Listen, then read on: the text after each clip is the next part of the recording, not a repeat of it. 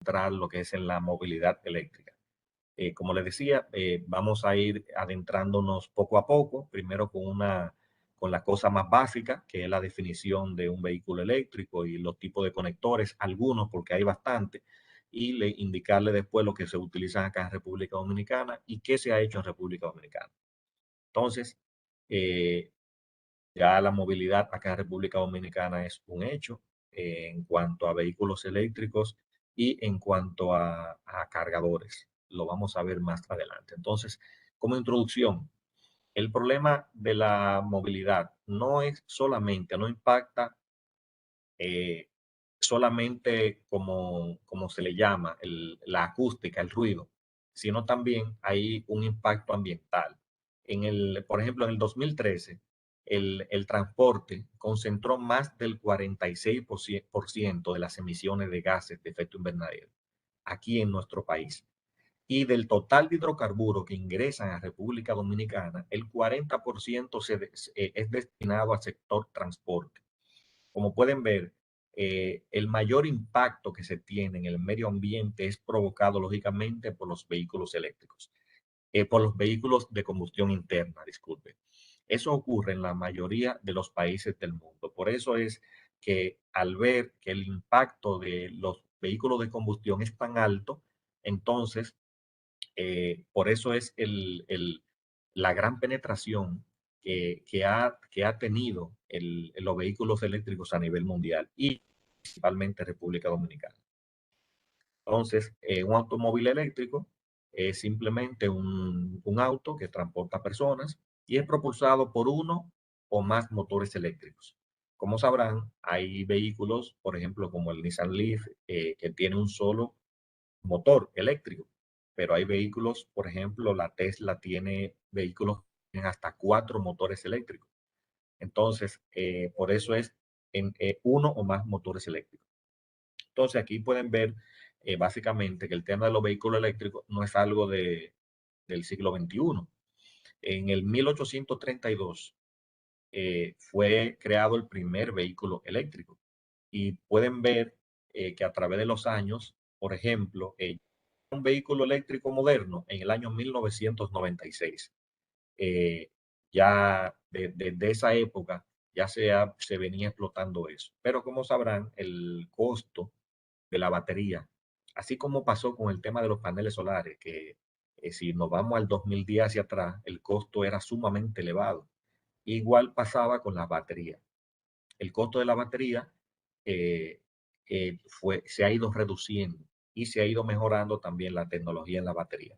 Pero siguiendo en ese mismo cronograma, pueden ver, por ejemplo, que ya en el 2016, en el COP21, los vehículos eléctricos se plantean ya como una solución para reducir drásticamente las emisiones de gases de efecto invernadero. Ya es ahí donde nacen los que son los compromisos medioambientales que se le asignaron a cada país. Aquí vamos a ver los compromisos medioambientales que se le asignaron a República Dominicana y luego del COP21, que fue en el 2016, eh, se celebra el COP25, que fue en el 2019. Entonces, este es el COP25. Más adelante vamos a ver ahora los compromisos medioambientales que se le asignan a República Dominicana. Como pueden ver, estos son los objetivos del desarrollo sostenible. En República Dominicana nos tocó, uno de los principales fue el objetivo número 7, que es energía asequible y no contaminante. De ahí se desprende que por lo menos en el COP21 nosotros teníamos el compromiso de instalar 1.100 megavatios hidro, 850 de viento, 300 megavatios de biomasa. En definitiva, el objetivo que se nos planteó fue reducir las emisiones per cápita de 3.6 toneladas de CO2, bajarla a 2.8 en el año 2030. Eso fue respecto a como se tomó de parámetro el año 2010, respecto a lo que teníamos en el año 2010. Entonces, por eso es que le hice ese preámbulo, porque todo viene atado justamente a los compromisos medioambientales. El tema de la movilidad eléctrica, yo diría que no es una moda que hemos adquirido, no, sea, eso responde a compromisos medioambientales que fueron fijados en el COP21. Entonces, como pueden ver, seguimos con el tema de las renovables. Miren este gráfico, que en el año 2011 apenas teníamos 33.5 megavatios de energía renovable. Hoy día ya tenemos 742, lógicamente de eólica, fotovoltaica y biomasa, que es bastante. Así vamos a ver un gráfico también de los vehículos eléctricos que tenemos en República Dominicana. Esto es otro dato muy importante, que también le sirve, que viene todo atado, es el medición neta, los paneles solares que se instalan en los techos de las casas y los negocios. Hoy día tenemos 178 megavatios. O sea, estamos hablando que eso es más de una de las plantas más grandes que hay aquí de generación térmica o de carbón, como lo quieran ver. O sea, realmente es bastante. Y como ven, ha crecido de manera exponencial. Básicamente, como ven acá, los precios de los paneles, el costo de inversión ha bajado drásticamente. Y en ese mismo sentido también se va instalando. Eso mismo ha ocurrido con el tema de los vehículos eléctricos. Entonces, vamos a ver algunas de las ventajas y las desventajas de los vehículos eléctricos. Como les decía, eh, primero vamos a pasar de lo más básico, luego vamos a pasar a hablar ya de las cosas que se han hecho en República Dominicana y los pasos y los retos que tenemos acá. Entonces, dentro de la ventaja principal, lógicamente, es que es un vehículo que no contamina. Ahí ponemos unos paréntesis porque, como sabrán, la fabricación de la batería, la energía eléctrica, si no proviene directamente de paneles solares, lógicamente que contamina. Pero la contaminación cuando se ve en promedio es mucho menor, pero que un vehículo de combustión. Entonces, no produce contaminación atmosférica, como indicamos, no produce contaminación acústica, porque los vehículos eléctricos no hacen ruido. Incluso en algunos países eh, le han introducido a algunos vehículos eléctricos o se exige que se le ponga un pito. O sea, lógicamente ese pito usted lo activa y lo desactiva. Eh, pero se le exige que tengan algún sonido porque han ocurrido, por ejemplo, en Europa, múltiples accidentes. ¿Por qué? Que como no suena el vehículo, eh, cuando un vehículo puede llegar a aproximarse bastante a una persona y la persona no escucha nada y cuando mira ya puede tener el vehículo arriba. Entonces, por eso ha exigido en algunos países que se le coloque ese pito. Entonces, ahorro en mantenimiento. Como sabrán, el vehículo eléctrico no utiliza aceite, no hay que hacerle cambio de aceite. No es como el motor de combustión interna que cada cierto tiempo usted tiene que llevarlo al taller para que lo verifiquen. El tema del vehículo eléctrico es simplemente verifican la batería y ya las otras piezas, como no tiene toda esa pieza rodante que tiene un motor de combustión, requieren mucho menos mantenimiento. Entonces, ahorro en espacio, lógicamente, los vehículos eléctricos aprovechan, por ejemplo, algunos, como no tienen ese motor tan grande, le voy a poner el ejemplo del Tesla. El Tesla tiene un baúl delante del vehículo y otro detrás. Incluso internamente también tienen más espacio, porque la batería, lógicamente, va debajo. Eso ayuda también con el centro de gravedad de los vehículos. O sea, un vehículo eléctrico es más estable que un motor, un vehículo de combustión. Y se lo digo ya también basado en una experiencia propia. Yo desde octubre del año pasado, yo tengo un vehículo eléctrico, compré el Nissan Leaf, lógicamente para irme adentrando ya en la práctica eh, a la movilidad eléctrica. Instalé un cargador tipo 2 que vamos a hablar de eso en mi casa también. Tengo acceso a la plataforma de Evergo y también tengo el cargador tipo 1 que es un cargador 110 que de eso vamos a hablar más adelante. Entonces, el vehículo también eléctrico tiene mayor eficiencia, una eficiencia que ronda un 90% en comparación del 30% de un vehículo de combustión interna. Lógicamente, los de combustión han subido un poquito más, podríamos decir un 35% con el sistema de inyección directa, pero sigue siendo muy eficiente el vehículo eléctrico. Entonces, dentro de los inconvenientes podemos citar el mayor inconveniente que todavía tenemos hoy día, que es el tema de la autonomía. O sea, en promedio, si podemos ver en promedio, la autonomía de los vehículos eléctricos ronda los 250 kilómetros. Digo en promedio, porque sabemos que ya hay modelos, por ejemplo, como el Tesla Model S, que ya tiene autonomía 600 kilómetros, 700 kilómetros. Pero cuando digo en promedio es porque todavía tenemos muchos vehículos eh, Nissan Leaf, que son los que más se han vendido a nivel mundial, lógicamente, que tienen autonomía entre 150 y 250 kilómetros. Como la batería no es refrigerada, también pierde un poquito rápido la autonomía. También se lo digo por experiencia propia y más adelante le voy a explicar la experiencia que he tenido con el vehículo eléctrico que adquirí. Entonces, otro de los inconvenientes es dónde cargamos la batería. O sea, si la cargamos en un lugar que la energía, como le comenté, no proviene de paneles solares, entonces, lógicamente, simplemente estamos trasladando prácticamente la contaminación del centro de la ciudad hacia las afueras de la ciudad donde está instalada la planta de generación de combustión. Entonces, ese es uno de los inconvenientes. El precio también, que sabemos que todavía existe un alto costo, a pesar de que han ido bajando. Acá en República Dominicana tenemos el inconveniente, que lo vamos a ver en detalle, del tema del 18% del ITEVI, que no es solamente, bueno, tú adquieres el 50% de los aranceles, pero cuando vas a vender el vehículo tiene que sumarle entonces el 18% de ITEVI. Al final no es tan atractivo el precio y eso es uno de los retos que tenemos acá. El tema de los talleres, ya vemos que hay varios talleres, pero no son tantos los talleres de vehículos eléctricos que hay. Y dentro de las cosas, esas son los principales inconvenientes.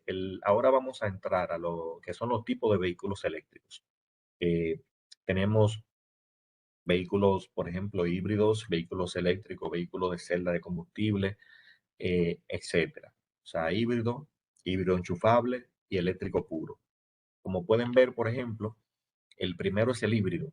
El híbrido es un vehículo eléctrico, un vehículo de combustión que tiene a su vez un vehículo eléctrico. Entonces, este no es enchufable. Este simplemente se alimenta del mismo motor de combustión, o sea, que el motor de combustión y el vehículo, el motor eléctrico lo que viene es apoyar a ese vehículo, a ese motor de combustión. Entonces, lógicamente, le aumenta la eficiencia al vehículo, pero yo diría que uno de los inconvenientes que tiene este motor, este vehículo híbrido, es que usted integra dos tecnologías.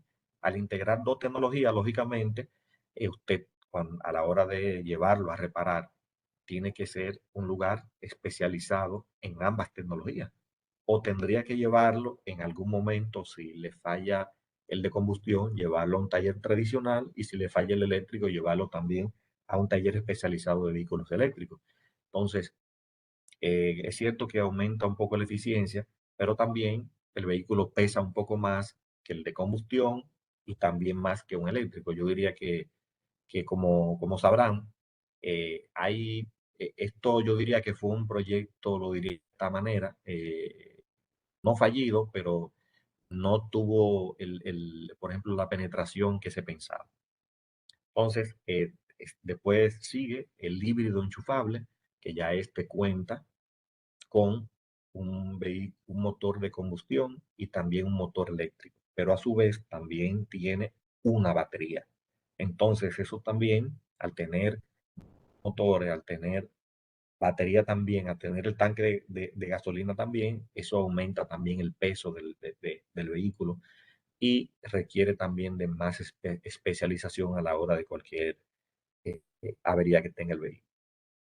Entonces, aquí solamente mencionamos el otro tipo de vehículos eléctricos que es el de celda de combustible. sea, utiliza celdas de hidrógeno que crean electricidad para hacer funcionar un motor eléctrico, usando hidrógeno o cualquier combustible de hidrocarbono y oxígeno del aire.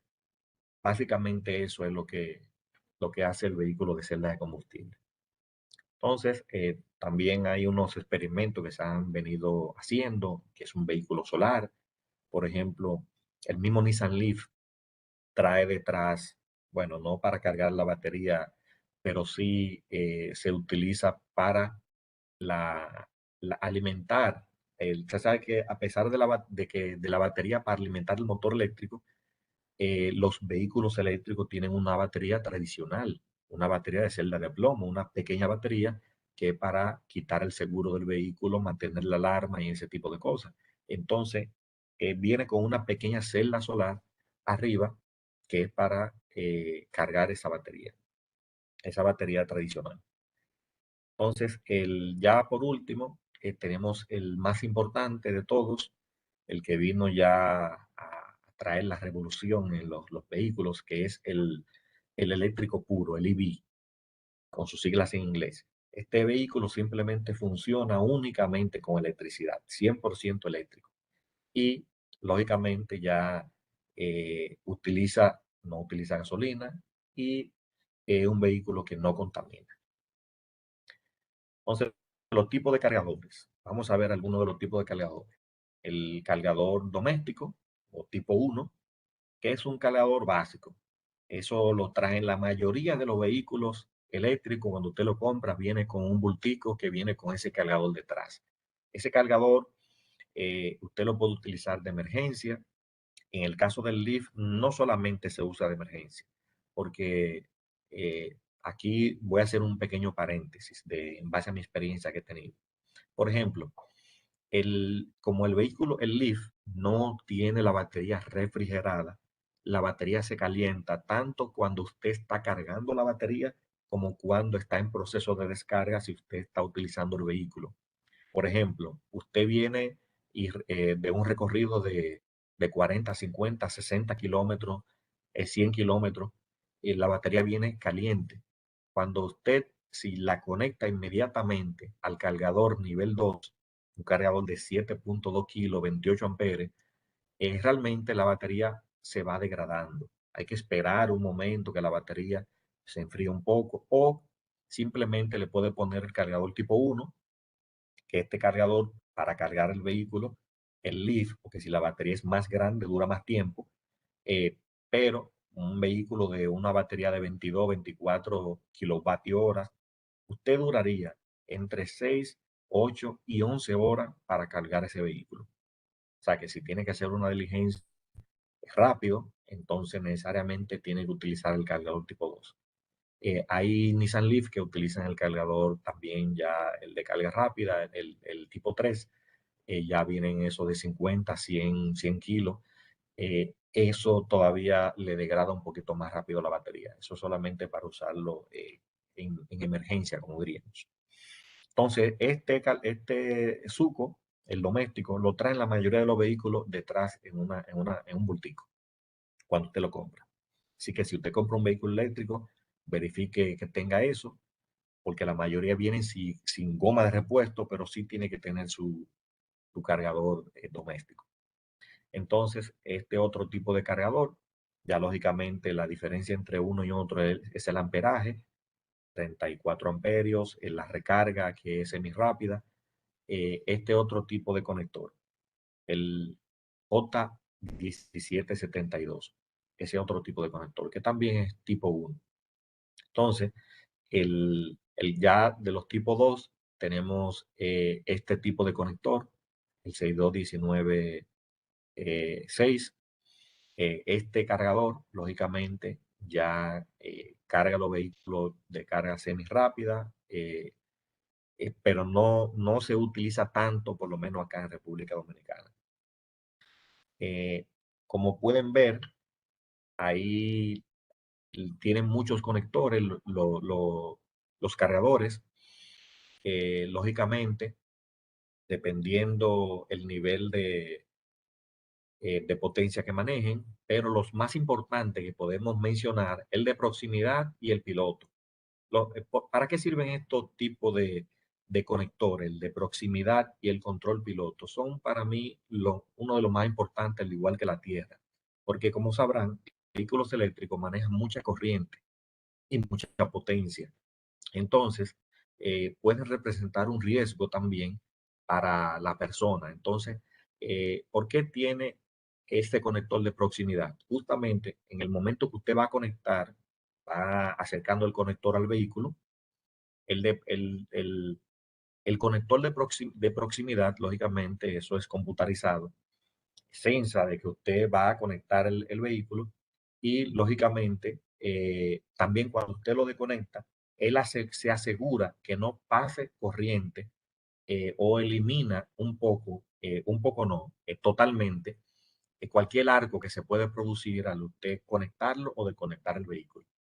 También existe el piloto, que ese conector sirve para el coche en el punto de carga es de comunicación. Ante cualquier variación de tensión durante la carga, es lo que manda a la computadora a desconectar todo.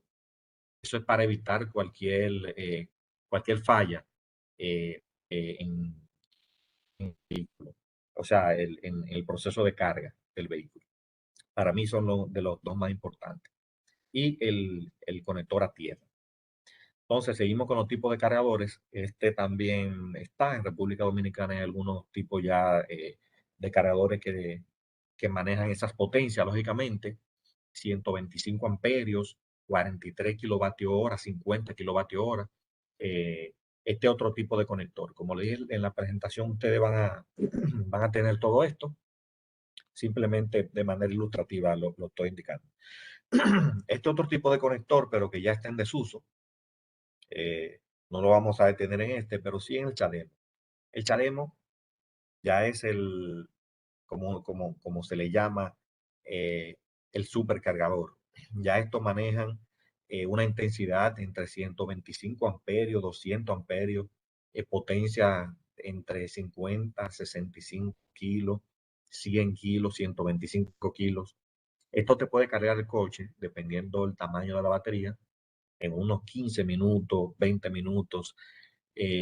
Esos son muy importantes cuando usted va en la carretera y no tiene el tiempo para detenerse horas para cargar el vehículo eléctrico. Ese es uno de los más utilizados a nivel mundial, el CHAdeMO. Entonces, dentro de los principales retos que tenemos acá en República Dominicana, primero vamos a mostrarles cómo ha ido creciendo la penetración de los vehículos eléctricos en República Dominicana.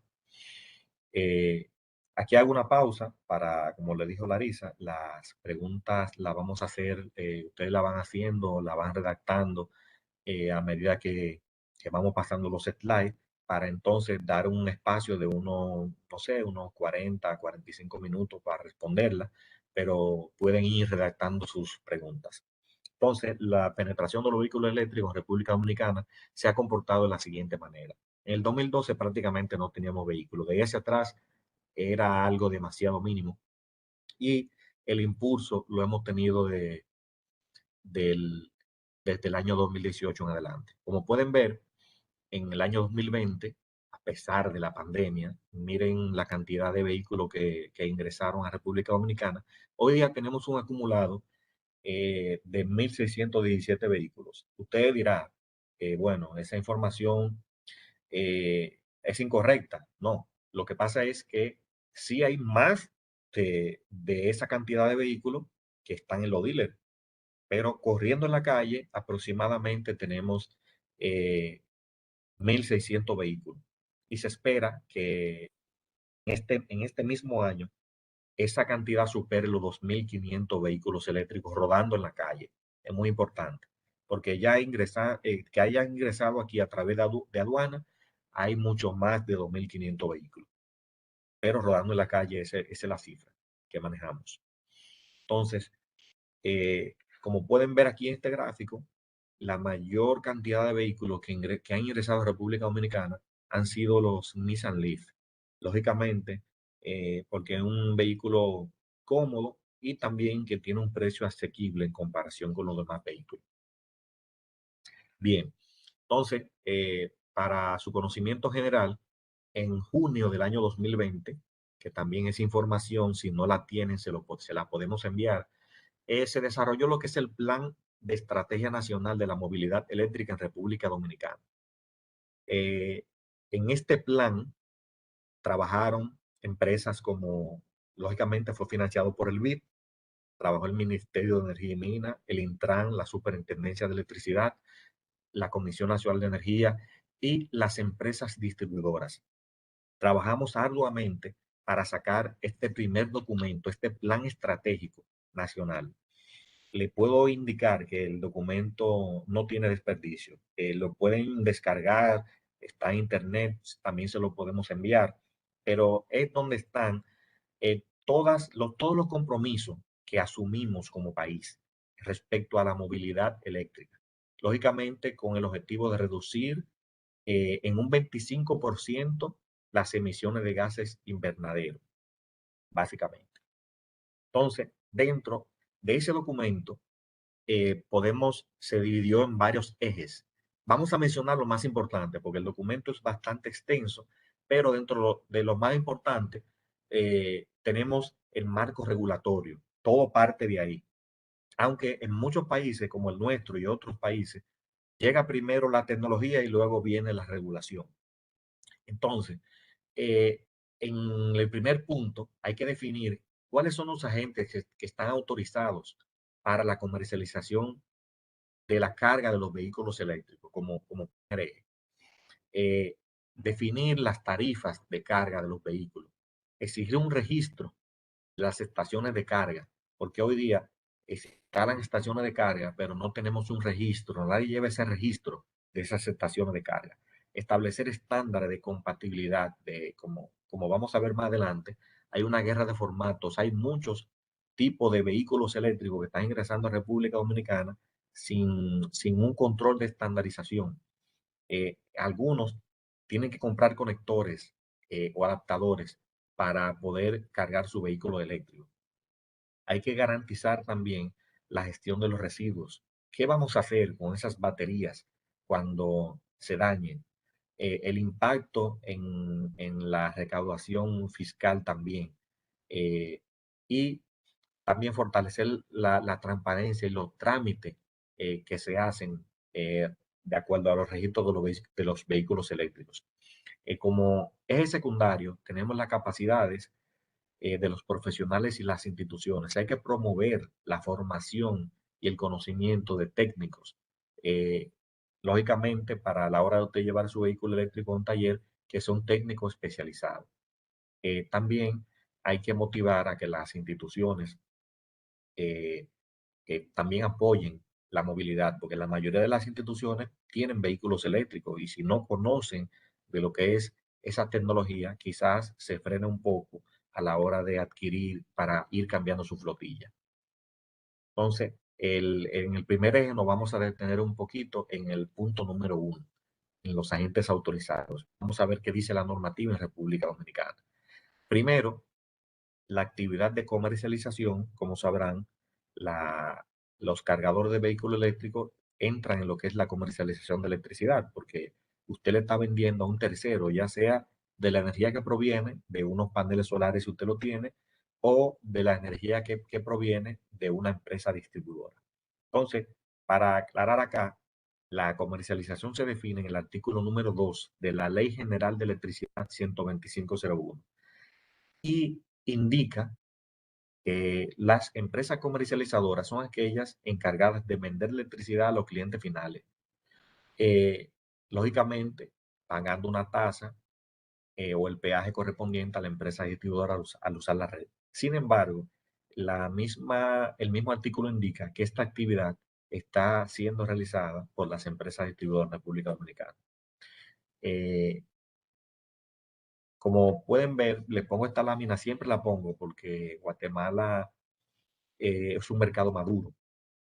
Y pongo siempre ejemplo de Guatemala porque la capacidad instalada que ellos tienen y el consumo es muy parecido al de República Dominicana. Sin embargo, acá tenemos 5 empresas distribuidoras, allá hay 19. Aquí tenemos una sola empresa de transporte o la empresa de transmisión y en Guatemala hay 8 empresas transportistas.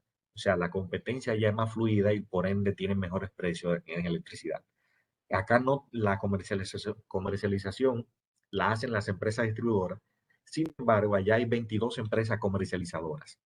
Entonces, pongo de ejemplo Guatemala porque también podemos fortalecer la Ley General de Electricidad de República Dominicana y darle paso a lo que es la comercialización. Sin embargo, acá en el artículo 159 del reglamento de aplicación de esa ley, indica sobre la zona de concesión, donde le da derecho solamente a las empresas distribuidoras a ser distribuidor exclusivo dentro de su zona de concesión. También el artículo 53 de la Ley General de Electricidad indica lo mismo y el artículo 438 indica la exclusividad del suministro. Como pueden ver, indica en su literal A que el cliente o usuario titular, ya sea eh, un, un propietario de un vehículo eléctrico, etcétera, reconoce que la empresa de distribución es la concesionaria de los derechos de explotación del servicio eléctrico público. Entonces, eh, indica también acá que quedando expresamente prohibida la distribución y o comercialización a terceros, tanto de la energía suministrada por la empresa de distribución como la generada por sus propios medios. Siempre indico esto, básicamente, porque es muy importante. No es que nosotros por ejemplo, nos opongamos como empresa distribuidora a la comercialización y a la penetración de cargadores eléctricos y demás, sino que es necesario hacer modificaciones porque ya tenemos en República Dominicana más de 200 estaciones de carga que comercializan la electricidad eh, y lógicamente eso ha ayudado a que la penetración de los vehículos eléctricos sea más rápida. Lo que hacemos hincapié es que sí se debe corregir o modificar tanto la Ley General de Electricidad como el reglamento eh, y ir adecuando adecuando las leyes de acuerdo a cómo ha avanzado la tecnología. Quiero dejar claro eso, que no nos oponemos, simplemente que debe haber una modificación entonces en esos artículos. Sí, seguimos. Entonces,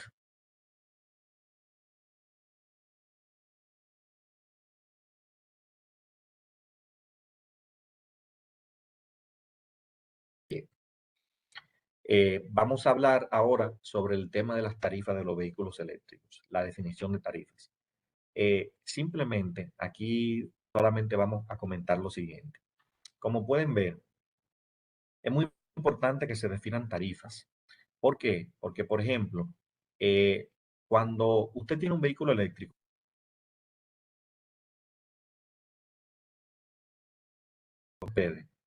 eh, yo trabajo de 8 a 5. Cuando salgo de acá, que llego a mi casa, al igual que pongo a cargar los celulares, también pongo a cargar el vehículo eléctrico. Y como pueden ver, la curva de consumo de un cliente residencial es esta. ¿Qué sucede? Que en las horas de punta, lógicamente, como pueden ver, 6, 7, aquí es de las 19 a las 24, la hora de punta, República Dominicana. En esas horas es donde tiene mayor consumo el cliente. Entonces, si sigue adentrándose la penetración de los vehículos eléctricos, eso se tendría que regular o dar una motivación, motivar para que los clientes carguen en las horas, por ejemplo, de la madrugada o en otras horas donde no sea la hora de punta. Entonces, lógicamente, ¿por qué? Porque el primero afecta al cliente, como están las tarifas ahora mismo. No solamente a la empresa distribuidora, que se lo vamos a explicar más adelante, pero afecta al cliente, porque el cliente tiene un cargo por potencia máxima. O sea, ¿cómo se calcula esa potencia? Si usted pasa, por ejemplo, Le voy a poner un ejemplo en mi caso particular. Yo soy un cliente que consumía eh, aproximadamente en mi casa 5,6 kilos, 6 kilovatios. Ese era mi consumo en potencia. Como yo no pasaba de 10 kilos, yo soy un cliente que no pago potencia. Ahora bien, cuando adquiero el vehículo, mi cargador tipo 2 que tengo en la casa es de 7,2 kilos. Cuando usted suma si está cargando el vehículo al momento que estoy utilizando los aire acondicionados, lógicamente que mi consumo va a superar los 10 kilos. Entonces, ¿qué sucede? Ya yo voy a ser un cliente que voy a pagar potencia. Y la potencia se calcula como el promedio de las dos demandas más altas de los últimos 12 meses. O sea, yo una vez pague potencia, voy a seguir pagando potencia todos los meses. Entonces, eso me va a incrementar mi factura de electricidad. Y por ende, yo trato de, cuando estoy cargando el vehículo eléctrico, no debo entender, no enciendo los aires. Pero eso lo hago justamente por el tema de la tarifa. Pero si yo tuviera un incentivo de que sea más barata todavía en las horas de la madrugada, yo me levanto temprano y cargo mi vehículo eléctrico. Por eso es muy importante que se verifique, se revise el régimen tarifario. Por ejemplo, en México hay una tarifa distinta para el que tiene vehículo eléctrico y para el que no tiene. También en México, usted le permiten instalar dos medidores, un medidor para su residencia y uno puramente para la carga del vehículo eléctrico. Acá, hasta ahora, la normativa solamente te permite instalar un solo medidor. Entonces, son de las cosas que se deben ir mejorando. Cuando le dije del cliente, afecta al cliente, también hay un efecto en las empresas distribuidoras.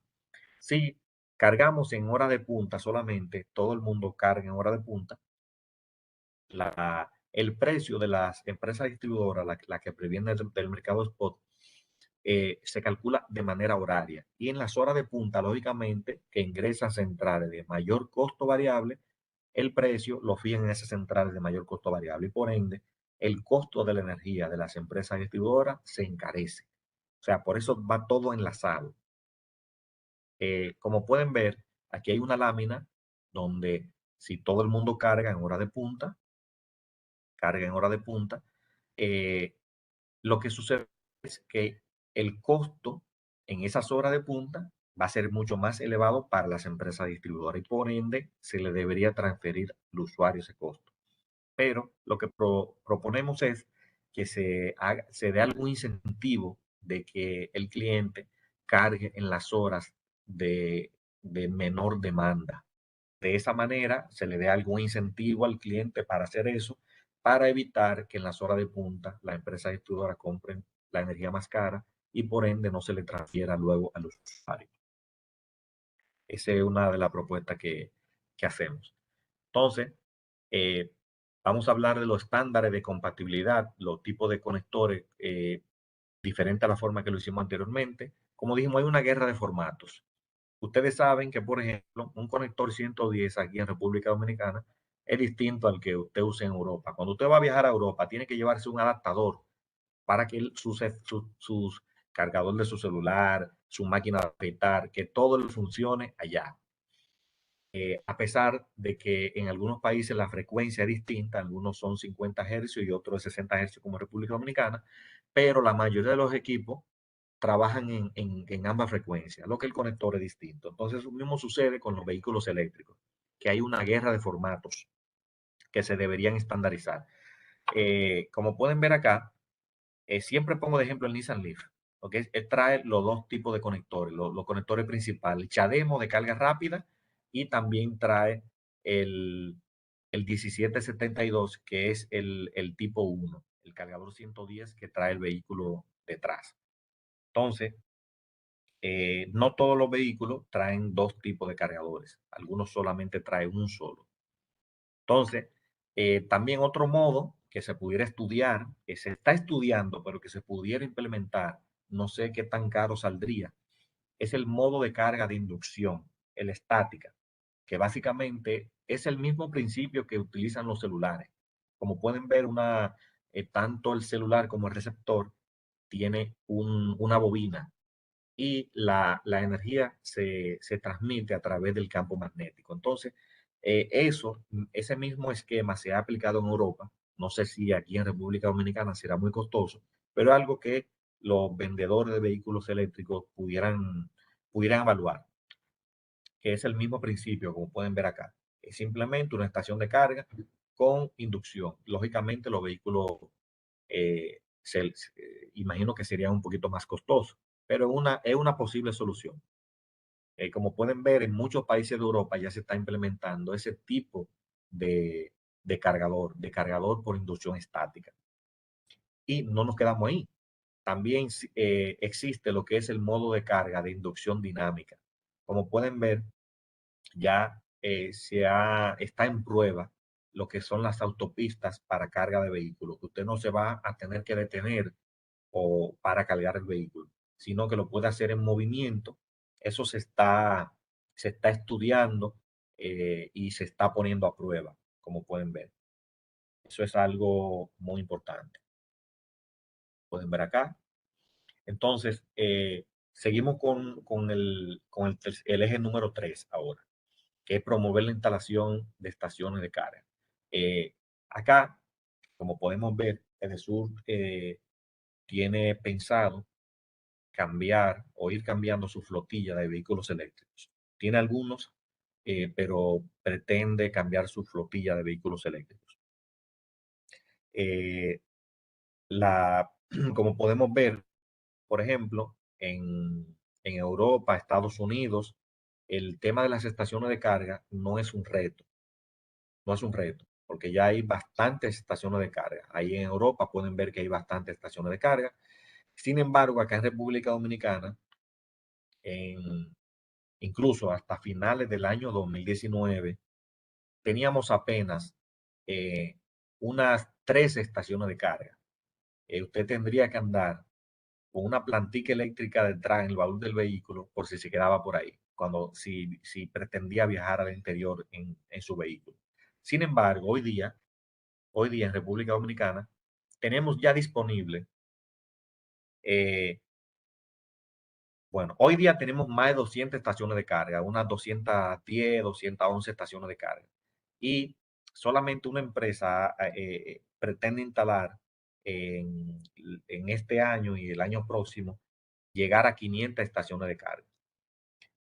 Con esas 500 estaciones de carga más la que tienen por ejemplo, los restaurantes que tienen bastante ya acá también, eh, nosotros estaríamos siendo el segundo país de Centroamérica y el Caribe con más estaciones de carga. Eso es algo muy importante para la República Dominicana.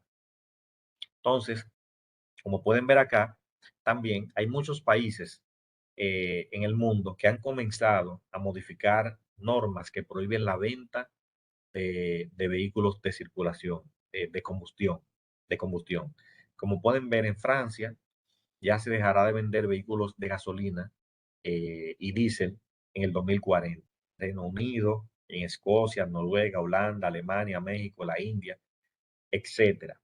Entonces, como pueden ver, eso ya es una realidad a nivel mundial, el tema de los vehículos eléctricos. Y hay empresas que ya creo que en el 2022 ya dejaron de fabricar, van a dejar de fabricar vehículos de combustión y simplemente se van a dedicar a los vehículos eléctricos.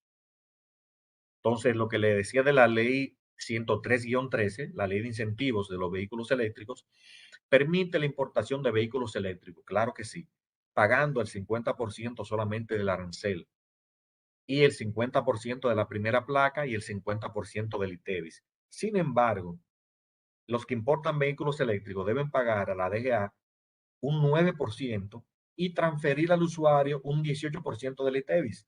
Entonces, cuando usted suma todo, se puede dar cuenta que al final, cuando adquiere el vehículo, no lo adquiere 100% con lo que indica la ley 103-13. El 50% usted, bueno, dice, bueno, me voy a ahorrar el 50%, me van a transferir el 50%.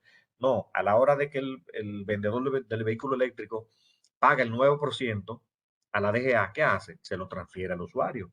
también el usuario tiene que pagar un 18% de ITEVI. Al final, el precio no le resulta o no resulta tan atractivo como debería hoy día. Entonces, eso es un reto que tenemos acá. Y ya hay países que han generado bastante incentivos eh, para el tema de los vehículos eléctricos. También hay otro tema que es la ventanilla única que se ha venido trabajando, porque a la hora de usted importar un vehículo eléctrico, son muchas las puertas que debe tocar. O sea, es muy importante que se trabaje en ventanilla única, que en un solo lugar usted haga todos los trámites para sacar ese vehículo. Eso era lo que le hablaba de la ventanilla única, eso se ha estado trabajando, esperemos que concluyan con el tema de la ventanilla única, que va a ser muy importante, porque sería ya un obstáculo menos que se tendría en cuanto a los vehículos eléctricos. Entonces, acá simplemente le dejé unas láminas, ya aquí terminamos la presentación, la lámina de la matriz de generación eh, no iba acá, pero acá terminamos entonces la presentación y espero responder todas las preguntas que ustedes tengan.